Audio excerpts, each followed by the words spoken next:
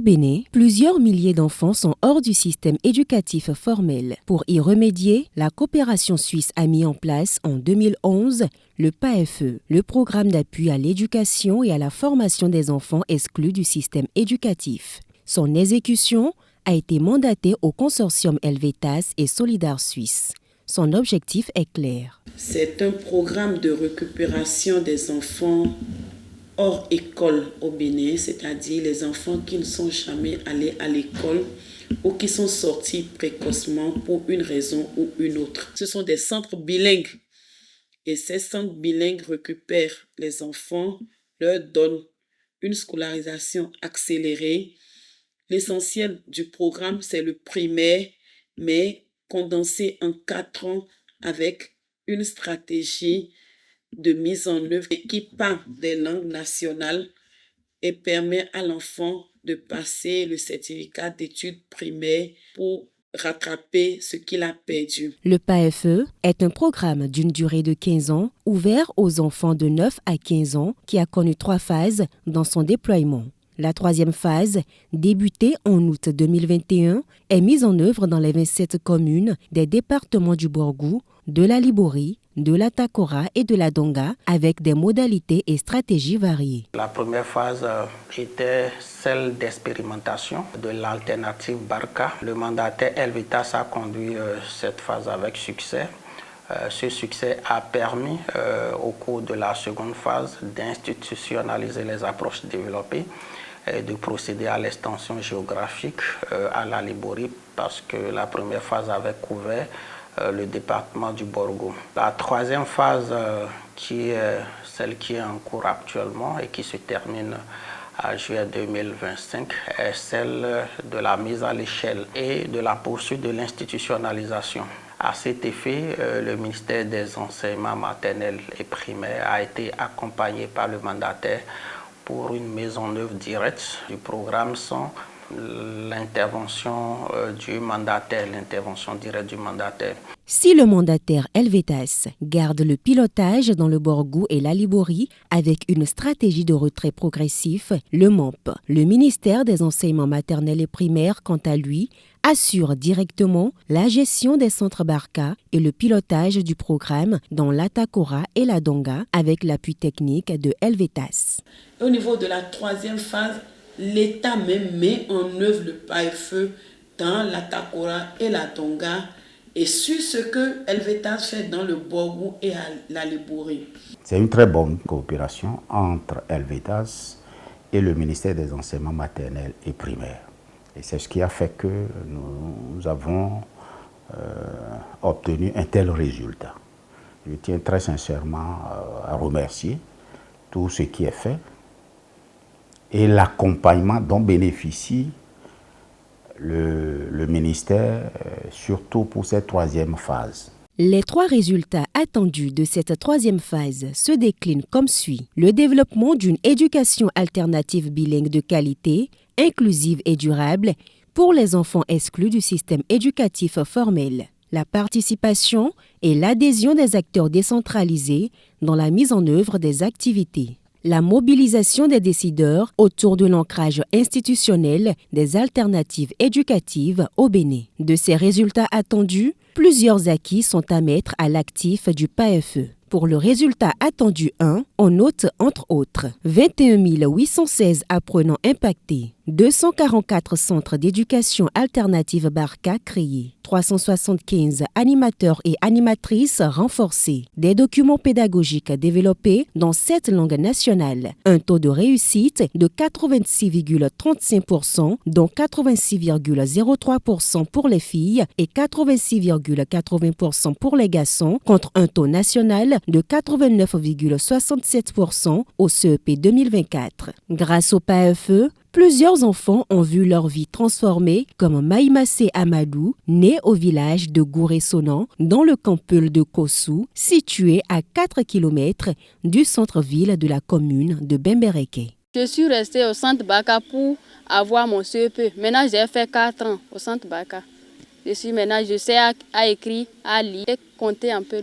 Fierté de son village, la jeune demoiselle, deuxième enfant d'une fratrie de 5, est aujourd'hui auxiliaire de pharmacie. Son patron également en est fier. À la suite de sa formation en auxiliariat en pharmacie, elle a eu à faire 6 mois de stage académique. Ensuite, elle a eu à faire 6 mois de stage professionnel. Et à la suite de ça, elle a été recrutée comme l'une de mes caissières. Déjà très tôt, j'ai remarqué qu'elle a des aptitudes.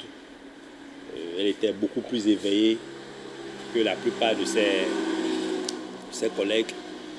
Et ici, elle est à un poste sensible. Entrée au centre Barka en 2013, elle fait partie des 21 816 enfants impactés par le PAFE sur la période de 2011 à 2025. Ces acquis parlant du PAFE tiennent également la formation des animateurs et animatrices et à la qualité des documents pédagogiques produits avec le cours des inspecteurs chevronnés du MOMP. Pour la phase 3 notamment, des documents pédagogiques sont élaborés dans 2 nouvelles langues, le Ditamari et le Wama, parlés dans l'Atakora, et sont venus s'ajouter aux 5 autres langues nationales déjà développées par le PAFE. Les documents pédagogiques sont élaborés avec le soutien des structures techniques du ministère. Je veux parler de la direction de l'inspection de l'innovation pédagogique, l'Institut national pour la formation et la recherche en éducation, la direction de l'enseignement primaire et des inspecteurs personnes ressources qui nous accompagnent dans ce processus-là. Le PAFE a apporté beaucoup de choses dans ma carrière. Moi. En tant qu'animateur, on a bénéficié beaucoup du PAFE. On a eu la chance d'avoir des formateurs qualifiés. C'est grave au PAFE que j'arrive à parler ma langue. Sinon, même écrire là, en bâton là, je ne pouvais pas écrire. Mais actuellement, je peux écrire.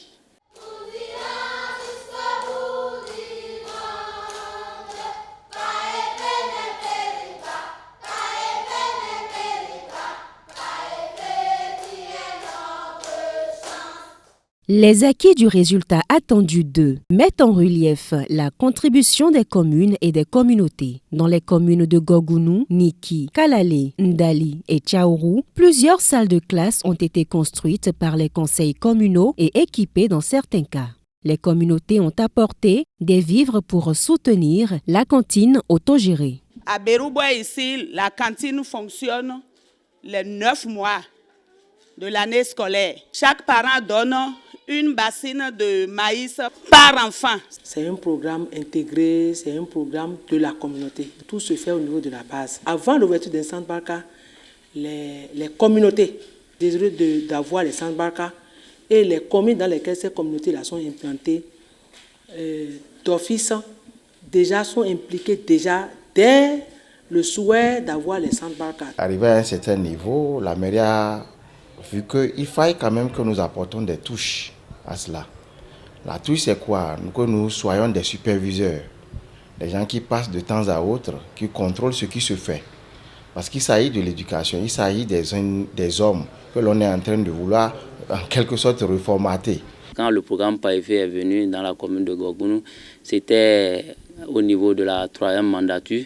Et aujourd'hui, nous sommes à la 4e mandature. Les élus qui étaient là, ils ont accompagné. Tout le monde avait compris que c'était une nécessité. Parce que vous savez, les communes du Nord, plus précisément de l'Albouri, c'est les communes où le taux au niveau de l'éducation est très faible. Et grâce au PAFE, nous avons pu rattraper. Les ONG, de façon générale, ici en son ONG, a pour rôle de travailler à la mobilisation sociale, à la mobilisation communautaire, pour pouvoir identifier dans les villages les enfants déscolarisés. Entre nous, les parents d'élèves, on s'est vu d'abord avant d'élire le bureau COGEC. Notre rôle est que nous veillons sur les enfants, leur alimentation, la présence des enfants, le travail. On veille sur l'animateur aussi. La passerelle Barka vers la formation professionnelle a également été améliorée. Plusieurs enfants ont ainsi pris goût à divers métiers. Ce que Barka a fait pour moi, c'est lui qui a payé tout l'argent de ce que mes parents devaient faire pour aller au diplôme. C'est eux qui ont fait ça tout. Moi, là, je leur remercie au grand de Dieu. J'ai fait 4 années et j'ai eu une CEP et je suis allée en formation. Avant, comme les gens me regardent, avec aujourd'hui, ce n'est pas la même chose. je suis devenu grand devant les hommes.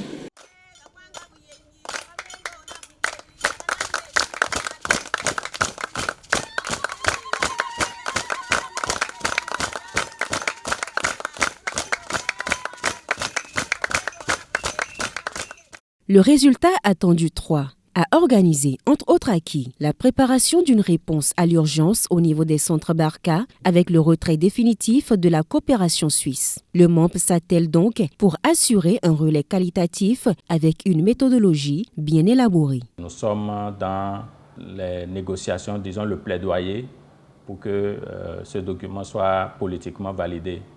Donc, nous attendons la validation au Conseil des ministres. Ceci suppose qu'il faut donc un séminaire gouvernemental.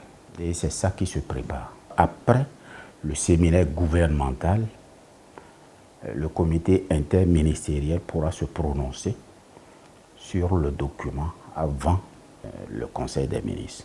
Après 15 ans d'engagement aux côtés des enfants exclus du système éducatif, Helvetas Bene et la coopération suisse expriment leur satisfaction avec le bon espoir que l'aventure continuera pour les enfants béninois encore exclus du système éducatif. Il y a un espoir de se dire que ce qui a été produit et développé en partenariat avec la DDC et Solidar puisse se poursuivre dans le futur, peut-être sous un autre modèle, mais l'objectif étant de sortir le maximum d'enfants de cette situation. Mon plaidoyer, c'est vraiment de continuer, de mettre ça à l'échelle, parce que les enfants hors du système scolaire, c'est peut-être aussi des citoyens perdus. En 15 ans de vie, le PAFE a montré la voie. Les enfants impactés ne cachent pas leur joie. Au centre Barka de Berouba, nous apprenons à écrire, à lire en bâtonneau et en français. Nous apprenons le jardinage et à élever le lapin et la couture. Je veux devenir une infirmière. Je suis vraiment content. Je commence par parler le français et j'essaie un peu écrire. Je remercie à tous ceux qui ont créé au centre Barka. Comme eux, nombreux sont ces enfants qui ont saisi leur Barka, leur chance, pour en faire un chemin d'espérance.